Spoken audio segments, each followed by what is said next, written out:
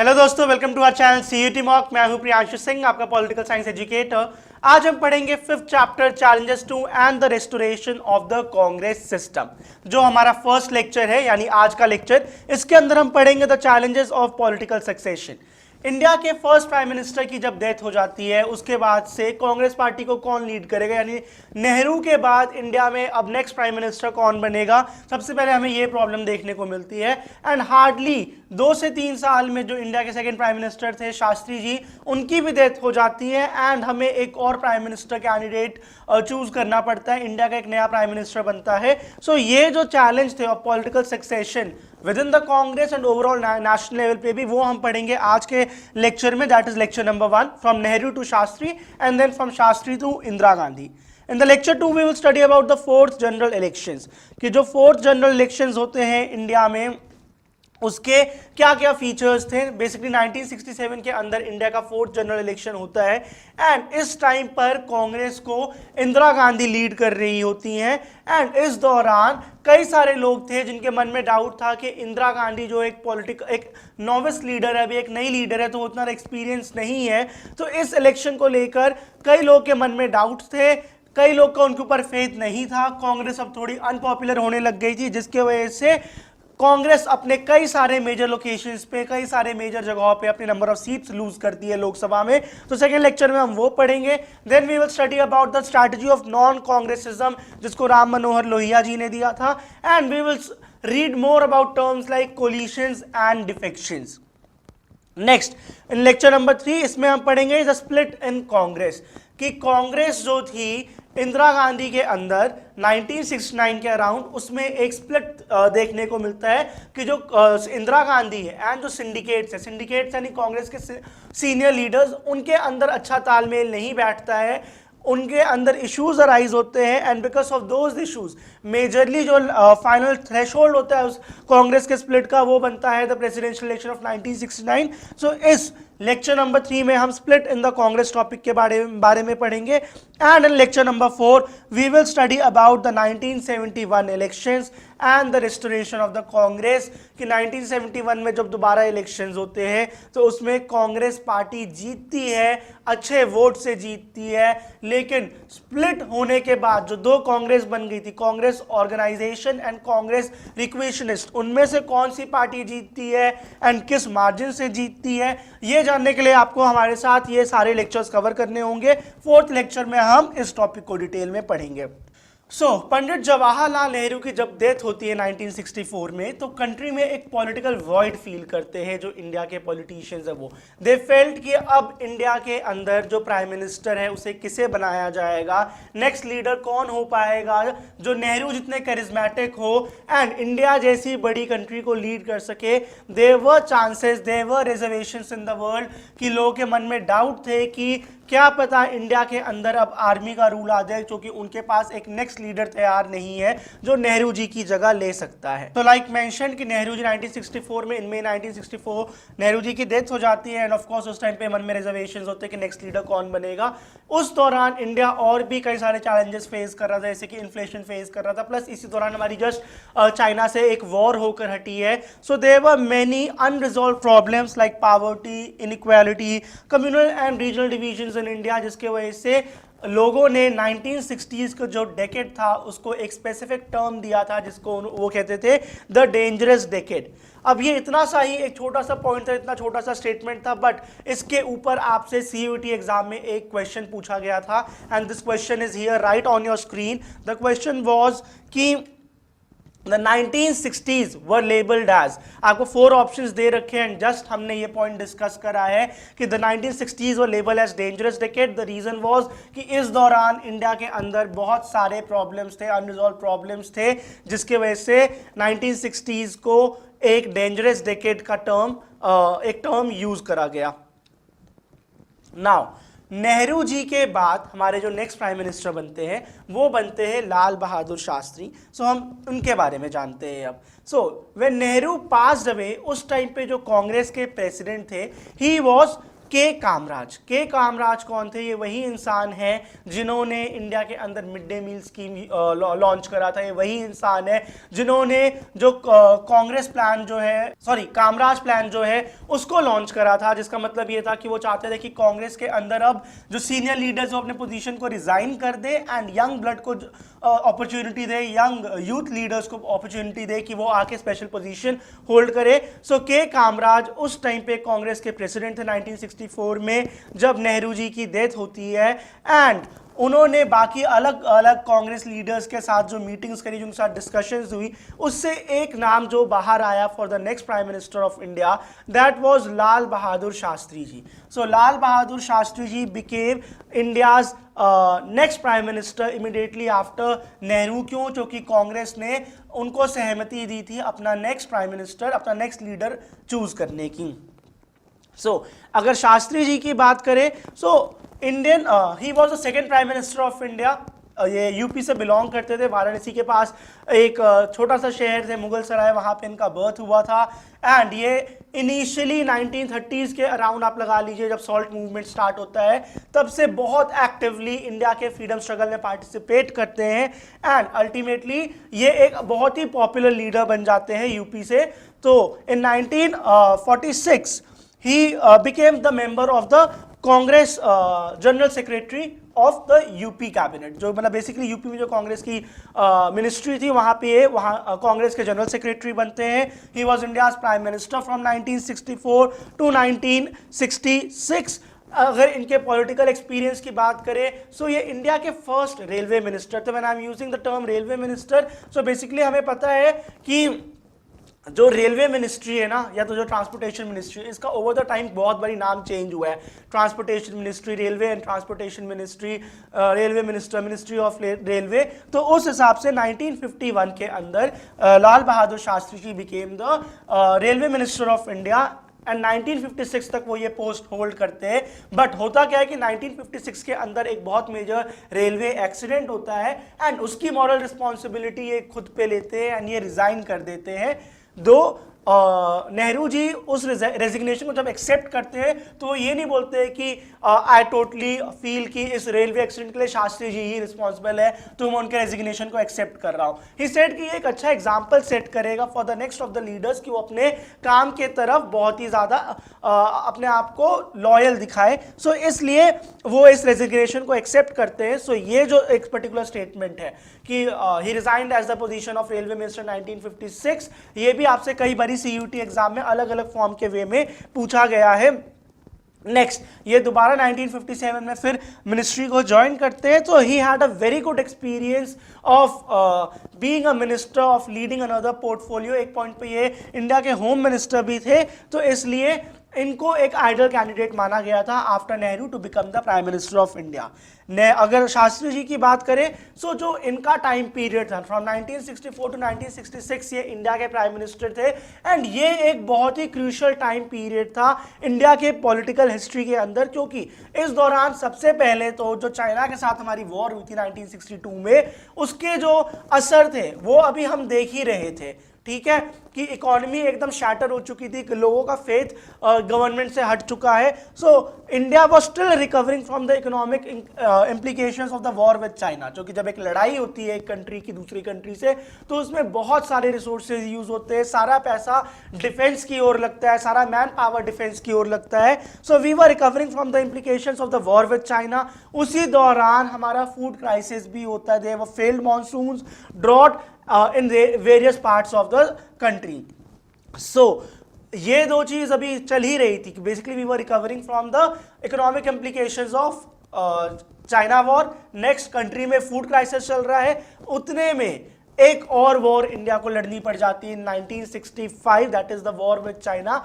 ये आपने पिछले लेक्चर में पढ़ा होगा अबाउट द इंडो पाक वॉर, जिसके अंदर हमने पढ़ा था कि पाकिस्तान जब इंडिया पे अटैक करता है रन ऑफ कच्छ वाले साइड से एंड कश्मीर वाले साइड से, तो इंडिया भी उसके लिए अच्छे से रिटेलिएट करती है। सो ये जो टाइम पीरियड था 1964 टू 66 के बीच में, जिसमें हमारा फूड क्राइसिस इंडिया फेस कर रहा है एंड जो इंडिया है वो पाकिस्तान के साथ एक वॉर फेस कर रहा है, तो ये जो मेजर चैलेंजेस हैं इनको दिमाग में रखते हुए शास्त्री जी ने एक बहुत ही फेमस स्लोगन दिया था, जय जवान जय किसान। सो ये जो जय जवान है ये उस वॉर वाले प्रॉब्लम को टैकल करता है, उसको एड्रेस करता है, एंड जय किसान जो इकोनॉमिक जो फूड क्राइसिस है उसके प्रॉब्लम को एड्रेस करता है। So this slogan was given by Lal Bahadur Shastri, the Jai Jawan Jai Kisan slogan which symbolise the country's resolve to solve both these problems जो इंडिया उस टाइम पर फेस कर रहा था। सो जब ये 1965 वाली वॉर जब खत्म होती है तो उसको साइन करने के लिए शास्त्री जी जाते हैं हमारे ताशकेंत, ठीक है, which is the present day capital of Uzbekistan. Uzbekistan का प्रेजेंट डे जो कैपिटल है ताशकेंत, वहां पे शास्त्री जी जाते हैं ऑफिशियली उस डॉक्यूमेंट को साइन करने, जिससे ये क्लियर हो जाता है कि हाँ इंडो पाक वॉर अब खत्म हो रही है। सो 10 जनवरी 1966 को जब वो डॉक्यूमेंट साइन करके वापस आ रहे थे, abruptly he passed away, he died, and वहां पे इनका जो प्राइम मिनिस्टरशिप थी वो खत्म हो जाती है। सो ये जो नेक्स्ट आपका क्वेश्चन है बहुत इंपॉर्टेंट निकलता है इसी टॉपिक से कि ये जो ताशकेंत अग्रीमेंट है that was signed between sorry, तो जो ताशकेंत अग्रीमेंट है इसके ऊपर आपसे बहुत सारे अलग अलग फॉर्म्स में क्वेश्चन पूछे जा सकते हैं कि व्हेन वाज इट साइंड। तो बेसिकली यू नो कि 10 जनवरी 1966 किसके बीच में साइन करी गई थी, जो कि क्वेश्चन आपसे सीयूटी एग्जाम में पूछा गया था। You can see that it is a PYQ। So the correct answer is option number 1, Lal Bahadur Shastri and Ayub Khan. Who was Ayub Khan? He was the second president of Pakistan. So इन दोनों के बीच में ये जो अग्रीमेंट है वो साइन करी गई थी। सो क्योंकि शास्त्री जी की डेथ हो गई थी इसलिए कांग्रेस दोबारा एक ऐसी सिचुएशन में आ जाती है जहां पे उसको अपना प्राइम मिनिस्टर चूज करना है, उसको अपना लीडर चूज करना ऑफ द लोकसभा। एंड इस दौरान कांग्रेस के आगे अगर हम बात करें कि कौन से दो मेजर नेम्स थे, so the first name was Morarji Desai, जिसको वो चूज कर सकते थे for the post of prime minister, या तो फिर वो इंदिरा गांधी को चूज कर सकते थे। सेकंड नेम उनके आगे इंदिरा गांधी का था। अब मोरारजी देसाई जो है वो बहुत ही ज्यादा एक्सपीरियंस थे। He was the chief minister of Bombay state and was also a minister at the centre. So उनके पास पॉलिटिकल एक्सपीरियंस अच्छा खासा था as compare to Indira Gandhi. But जो कांग्रेस के लीडर्स है वो डिसाइड करते हैं कि वो इंदिरा गांधी को सपोर्ट करेंगे to become the next prime minister of India, to become the next leader of Congress. So इस टाइम पर सीनियर लीडर्स इंदिरा गांधी को सपोर्ट करते हैं। एक सीक्रेट बैलेट के थ्रू वो अपना वोटिंग करते हैं कि इन दोनों के बीच में से किसको चूज करा जाए for the next prime minister of India. And ultimately Indira Gandhi 2/3 majority से जीत जाती है जो वोटिंग की। बेसिकली जो कांग्रेस के मेंबर्स थे, फॉर एग्जांपल अगर उस दौरान कांग्रेस के 300 MPs थे पार्लियामेंट के अंदर, तो वो आपस में एक सीक्रेट बैलेट के थ्रू वोटिंग कास्ट करते हैं कि किसको चूज करा जाए for the next prime minister, Indira Gandhi या मोरारजी देसाई। तो उनमें से 2/3 मेजॉरिटी, सो फॉर एग्जाम्पल अगर 300 MP से थे तो उनमें से 200 MPs कांग्रेस के इंदिरा गांधी के फेवर में वोट करते हैं and Indira Gandhi became the next prime minister of India. ये जो ट्रांजिशन था from Shastri to Indira, it was thought to be very difficult, but ये ट्रांजिशन बहुत ही स्मूथ होता है। एंड ये सोचकर, ये देखकर एक छाप छूट जाती है वर्ल्ड पे कि इंडिया एक अच्छे से अपने डेमोक्रेसी को इवॉल्व कर पा रही है। सो इंदिरा गांधी को इंडिया का प्राइम मिनिस्टर बनाने का पीछे का जो कांग्रेस के सीनियर लीडर्स थे उनका रीजन क्या था कि उनके दिमाग में ये था कि ये तो अभी बच्ची है, इसको उतना एक्सपीरियंस नहीं है, हार्डली 2-4 साल ही इन्होंने काम करा है स्पेसिफिकली किसी मिनिस्ट्री को लेकर, तो वो जो है वो इंदिरा गांधी के डिसीजंस को इन्फ्लुएंस करेंगे एंड वो पार्टी के ऊपर, कंट्री के ऊपर मेन कंट्रोल एक्सरसाइज कर पाएंगे। सो इस दौरान इंदिरा गांधी को बहुत ही केयरफुली अपने पावर्स को यूज करना था, क्योंकि जो कांग्रेस के लीडर्स जिन्होंने उनको सपोर्ट करा था, उन्होंने ये सोचकर नहीं सपोर्ट करा था that she will be a very good leader. उनके दिमाग में ये था that she is a very naive political personality, तो हम इनको कंट्रोल करेंगे। कहने को तो प्राइम मिनिस्टर ये होंगी लेकिन असल में जो भी डिसीजंस है वो लिया करेंगे। बट इंदिरा गांधी को iron lady of the India कहते हैं, उनको ऐसे ही ये नाम नहीं दिया गया है। आगे हम पढ़ेंगे कि किस तरह उन्होंने अपने आप के जो कांग्रेस के लीडर्स थे जिनको हम सिंडिकेट कहते थे उनसे अलग करती है, रादर सिंडिकेट्स को ही साइडलाइन करती है एंड बहुत स्ट्रांगली अपने जो डिसीजंस होते हैं उनको इंप्लीमेंट करती है। So now we will study about Indira Gandhi. तो इंदिरा गांधी जो है वो इंडिया की प्राइम मिनिस्टर तीन बारी बनती हैं, एक तो 1966-67 में बनती है, दूसरा 1971 का जो इलेक्शंस होता है उसको जीतकर वो इंडिया के प्राइम मिनिस्टर बनती है, एंड तीसरा जब 1980 में इलेक्शंस होते हैं सो वो उसमें भी इंडिया की प्राइम मिनिस्टर बनती हैं। सो ओवरऑल तीन बारी इंडिया की प्राइम मिनिस्टर बनती है Indira Gandhi. She participated in the Indian freedom struggle as a young Congress worker. ये कांग्रेस की प्रेसिडेंट भी थी 1958 में, and she was a minister in Shastri's cabinet from 1964 to 66। So आपसे भी पूछ सकते हैं कि कौन से मिनिस्टर थी। सो इंफॉर्मेशन एंड जो ब्रॉडकास्टिंग मिनिस्ट्री का जो पोर्टफोलियो था वो इंदिरा गांधी को दिया गया था लाल बहादुर शास्त्री के कैबिनेट में फ्रॉम 1964 टू 1966। इंदिरा गांधी की अगर पर्सनल लाइफ की बात करें तो इनको बचपन में प्रियदर्शनी नाम से जाना जाता था, and she was very active in politics right from her childhood only, and इनको इंडिया की आयरन लेडी भी कहा जाता है। She was married to Feroze Gandhi, and ये कुछ बेसिक इंफॉर्मेशन है जो इनके बारे में आपको पता होना चाहिए। These are good to know information. Again 1967, 71 and 1980 के जनरल इलेक्शंस में ये कांग्रेस को लीड करती हैं, एंड कांग्रेस इसमें जीतती भी है इन इलेक्शंस में।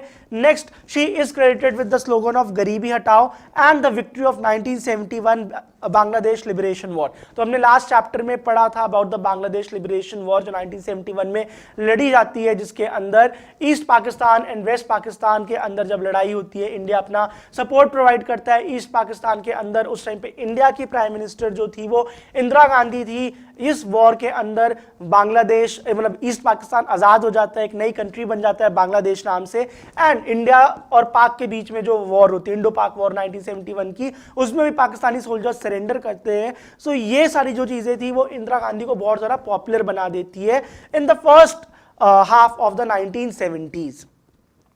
She is also responsible for policy initiatives like the abolition of privy purse, nationalization of banks, nuclear test and environmental protection.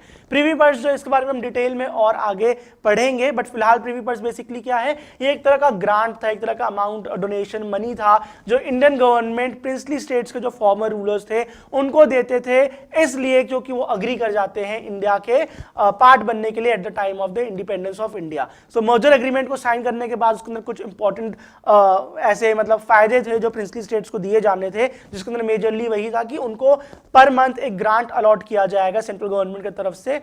ये जो था, ये जो ग्रांट उनको पैसा दिया जा रहा था, बेसिकली इसके अगेंस्ट नेहरू जी भी थे, इंदिरा गांधी भी थे, कई सारे और लीडर्स थे। उनको लगता था कि ये इक्वालिटी के प्रिंसिपल्स के अगेंस्ट है, एंड अल्टीमेटली 1971 के इलेक्शंस में उसको एक इंपॉर्टेंट मुद्दा बनाती हैं, जीतती हैं इस मुद्दे के बेसिस पे, एंड प्रिवी पर्स को अबॉलिश कर देती है। नेक्स्ट, नेशनलाइजेशन ऑफ बैंक्स की कई सारे प्राइवेट बैंक्स को ये पब्लिक सेक्टर में डालती है, उनको गवर्नमेंट बैंक्स बना देती है, नेशनलाइजेशन ऑफ बैंक्स करती है, जिसके वजह से भी इनकी पॉपुलैरिटी सोर होती है। न्यूक्लियर टेस्ट जो हमारा पहला न्यूक्लियर टेस्ट था पोखरान 1 या ऑपरेशन स्माइलिंग मुद्दा, वो भी इंदिरा गांधी के ही कार्यकाल में हुआ था 1974 में, पिछले लेक्चर में पढ़ा था हमने। एंड एनवायरमेंटल प्रोटेक्शन, सो इन सारी चीजों को लेकर इन्होंने बहुत ही अच्छे पॉलिसीज बनाए थे, जिसके वजह से इनको आज भी याद करा जाता है। उसके आगे 1975 में जो इमरजेंसी लगाई थी, खैर वो एक नेगेटिव एस्पेक्ट है जो हम नेक्स्ट चैप्टर में बहुत डिटेल में पढ़ेंगे। फिलहाल इस चैप्टर हम यहीं तक कन्फाइन करेंगे। And lastly, Indira Gandhi was assassinated on 31 October 1984।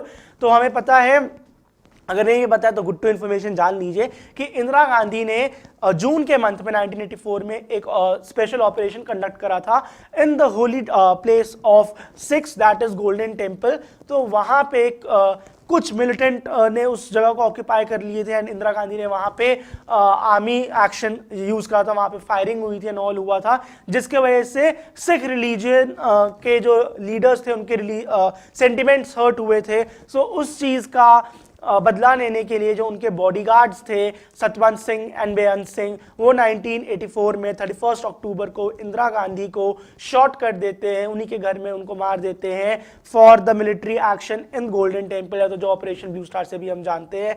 And that became the reason for the assassination of Indira Gandhi on 31st October 1984.